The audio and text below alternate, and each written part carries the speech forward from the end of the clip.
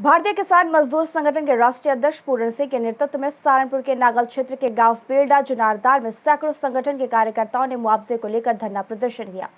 Delhi Dehradun economic corridor national highway 72-73 निर्माण के दौरान NHAI द्वारा किसानों को समान मुआवजा न देने को लेकर किसान मजदूर संगठन ने गांव बेलडा जुनारदार में धरना प्रदर्शन करते हुए समस्याओं संबंधी जिलाधिकारी के नाम एक ज्ञापन ADM को सौंपा। संगठन ने चेतावनी दी कि अगर उनकी मांगों को नहीं माना गया तो दिल्ली से लेकर देहरादून तक प्रत्येक जिले में धरना प्रदर्शन शुरू किया जाएगा। धरने को संबोधित करते हुए संगठन के राष्ट्रीय अध्यक्ष ठाकुर पूरन सिंह ने कहा, NHAI किसानों के साथ सौतेला व्यवहार कर रहा है। गांव बेलडा में 2013 में हाईवे निर्माण के दौरान किसान को जो मुआवजा दिया गया था, NH 72-73 में NHAI उससे भी कम मुआवजा दे रहा है, जबकि पास के गांव के किसानों को बेलडा के किसानों से 2 गुना मुआवजा दिया जा रहा है। उन्होंने समान मुआवजे की मांग की।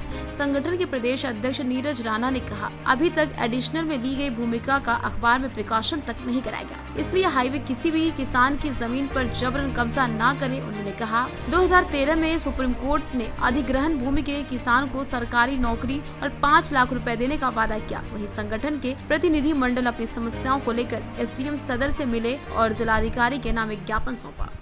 देखो, कारण तो आप ये समझ लो कि 1894 का भूमि अधिग्रहण एक्ट था जो ब्रिटिश सरकार द्वारा लाया। मान लो उसमें बहुत कमी थी।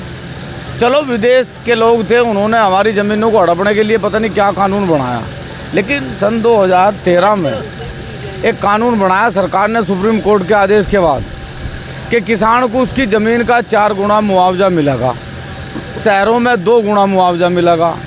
जिस किसान की ज़मीन जागी उस किसान के परिवार को 5 लाख रुपए दिए जाएंगे।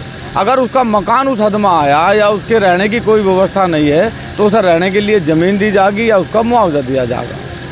हम कह रहे कि क्या सुप्रीम कोर्ट के आदेश को धता बता के ज़बरदस्ती NHAI वाले किसानों पे ज़बरदस्ती एक अपनी स्वयं का कानून थोप के उनकी ज़मीन को अधिग्रहण कर रहे। उनके पेड़ का पैसा नहीं, उनकी फसल का पैसा नहीं है। एक ऐसा तांडव मचा रखा कि ज़मीन तो सरकार लेना चाह रही लेकिन ज़बरदस्ती लेना चाह रही। देखो, 2 बात आप हमारी सुन लो, किसान की ज़मीन लेवे हमें कोई ऐतराज़ नहीं, लेकिन उसे उसका उचित मुआवजा मिले।